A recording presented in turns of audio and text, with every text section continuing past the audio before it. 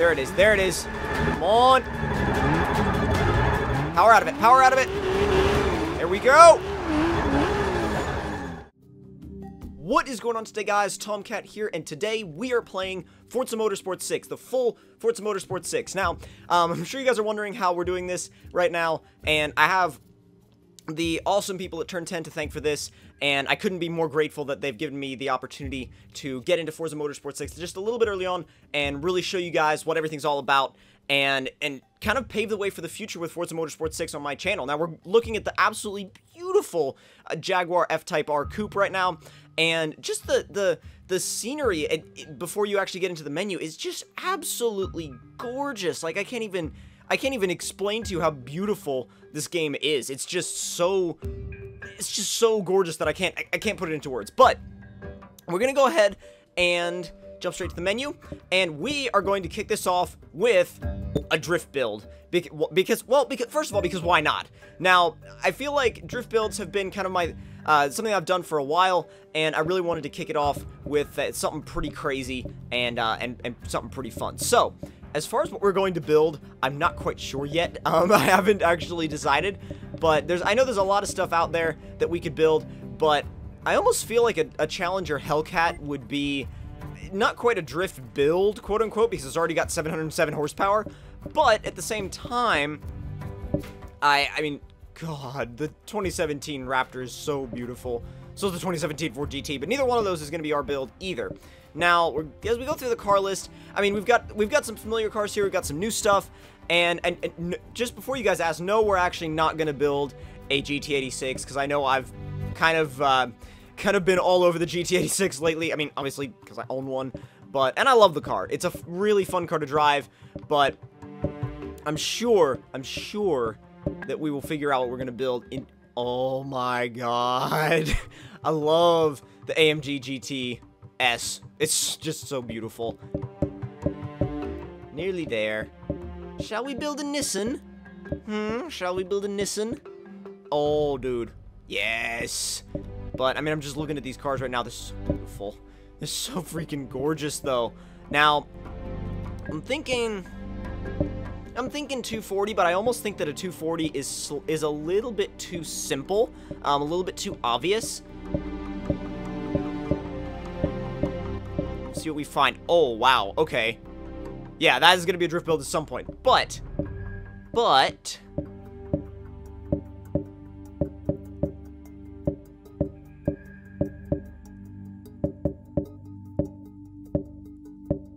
oh, I know what you guys are thinking. It's not going to be the GT86. Dude, it's beautiful. But no, we're going to go for the 1998 Supra RZ. Awesome car. And I think that it's going to be a good one to kick off drift builds with, because it's just, not only is it a beautiful car, and it's also one that I feel like really connects to the drifting community and just kind of the car community in general. It's an icon. And I kind of want to see what we can do with the special colors, just because I kind of want to be that guy that picks a really random color sometimes. But let's actually let's normal colors, and then we can kind of paint it whatever we want. It does look really nice in red, but the almost kind of like a deeper orange does look really cool. I know orange is kind of like an uncommon color for a Supra, but that does look cool. That does look really cool. We might actually, you know what? Since that color really looks good and it kind of pops, let's go with that. Buy, of course. Yes, we do want to buy it and get in the car, because now we're heading straight to the customization. Which, by the way, I haven't really touched that much at all yet, so it'll be a really cool experience just to check it out. Supra RZ. Beautiful. Now, so as far as the tuning and the customization goes, you've got your tune menu here, you got your upgrade shop here, your customization, you know, customize car, paint car, find your designs, your vinyl groups, and that kind of stuff. But first thing we're going to do is we're going to go to the upgrade shop. Now, as far as what we can do in the upgrade shop, you've got your traditional set of upgrades, but the first thing we're going to do is we're going to completely rework the suspension and the brakes on this thing. We need race brakes. We need a race suspension, which will drop us down quite a bit and give us the ability to adjust our settings. And then from there, we don't need weight reduction on this thing. We can do that later. Now, let's see. Drivetrain. We do want to upgrade the clutch. Absolutely. Upgrading the clutch is pretty important. Pretty important on some of these drift cars. I mean, especially if you want to really bring your shift times down with the transmission, then the upgraded clutch is definitely something you want to add into it with that. The menus are really nice and quick. Everything is really responsive. This is actually my first time going through the upgrade menu, so I really like it. Really impressed. Now, for wheels and tires, tire compound, we're going to go with street tires just because I want a little bit of extra grip, but not too much. With the width, we're going to go with 265s in the front, and basically as wide as we can go in the back. Well, I don't know, actually. 345 is a really wide tire. Let's go with a 265 in the front and a 295 in the back. A 355 is so wide. Now, for the wheels, this is actually my first time going through the wheels completely, so definitely I mean, it's the wheels, it's a wheel selection that I'm really glad to see back. And, I mean, of course, the wheels actually, they've really done a nice job. It almost looks like they've reworked the wheels really nicely. They're gorgeous. They kind of have this new sort of shine to them almost. Oh, dude, these HREs. I mean, I love the HREs in Horizon 2, and they look even better here. And it's nice to see not only the wheels that you remember from the older games, it's nice to see the wheels you remember from the older games and the new wheels that they're starting to add in, and it's just to see how they've reworked some of them, and just to see how they look now, which is, by the way, beautiful. Absolutely beautiful. But I think I'm going to actually go with I mean, I like the work CR Kai's a lot, and that's why we're going to go with them. I almost said, but I'm going to go back and choose a set of HREs, but then I was like, you know what? I like the CR Kai's a lot. So let's just go ahead and go through the rest of the wheels really quick and just see what's there. Just like I said, beautiful selection of wheels. I mean, I can spend so much time choosing wheels for a car that, I mean, it's just one of those crucial parts, at least to me, it's one of those crucial parts of really making your car look the way that you kind of desire it to look. And, I mean, really, with wheels, they're so subjective. They're so subjective to what, you know, the kind of build style you're going for, that you could really spend almost all day in there. But we're going to go with 19s on the back, and either 18s or 19s in the front. I think 18s in the front and 19s in the back is a really nice stagger, and it looks really good. Now, as far as the aero and appearance, we've got, looks like quite a bit of stuff we can do. Oh, wow. Yeah, body kits for days. Body kits for days, people.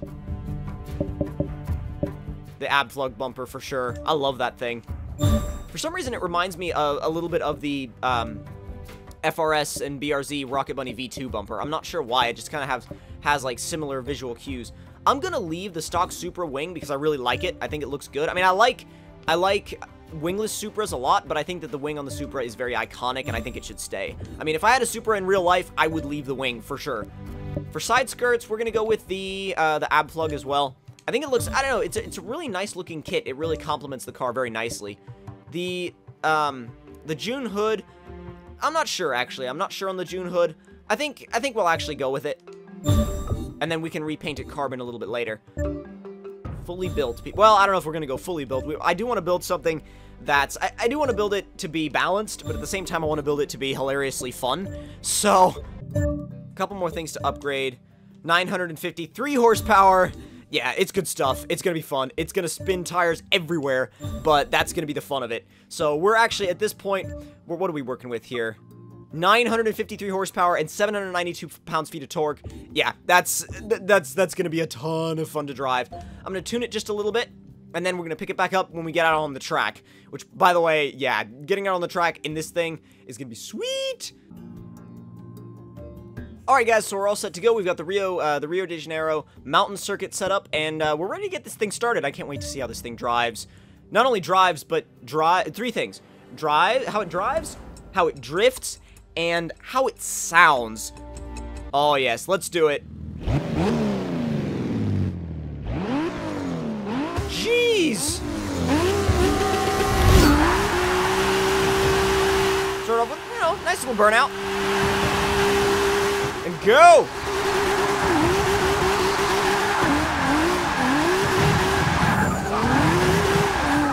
Whoa, whoa. Ooh, it's twitchy. It's really twitchy. The car is, the setup. I need to, I think, modify the setup a little bit.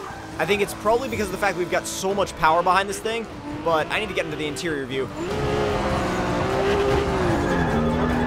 There it is, there it is, there it is.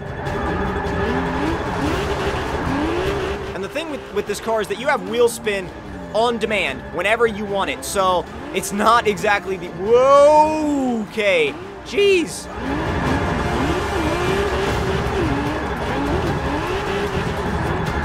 Come on, come on, come on. Keep it sideways, keep it sideways. There it is. Is this a scoring section? Yes, it is. I'm starting to get the rhythm of this car down now. Come on. I'm trying to stay a little bit close to the wall. And there's the finish line. A little bit of a short circuit, but I do like it. It's fun to drift on. So, come on. A little bit of a flick. Okay. May have overcooked it a little bit on that one.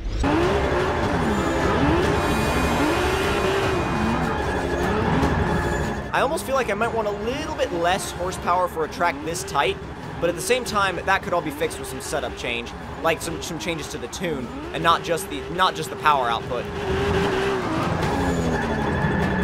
Oh, okay. And the thing is, too, this track is very tight, so you have to be very sure of your line when you're sliding here. There it is, there it is. Come on. Power out of it, power out of it. There we go! Alright, stay in the power. Stay in the power! This is actually my favorite section of the track. I don't know why I like this section so much. It's just nice because it's back-to-back corners, and it's uphill and elevation change and everything. It's just a really fun section to drift. Just a little.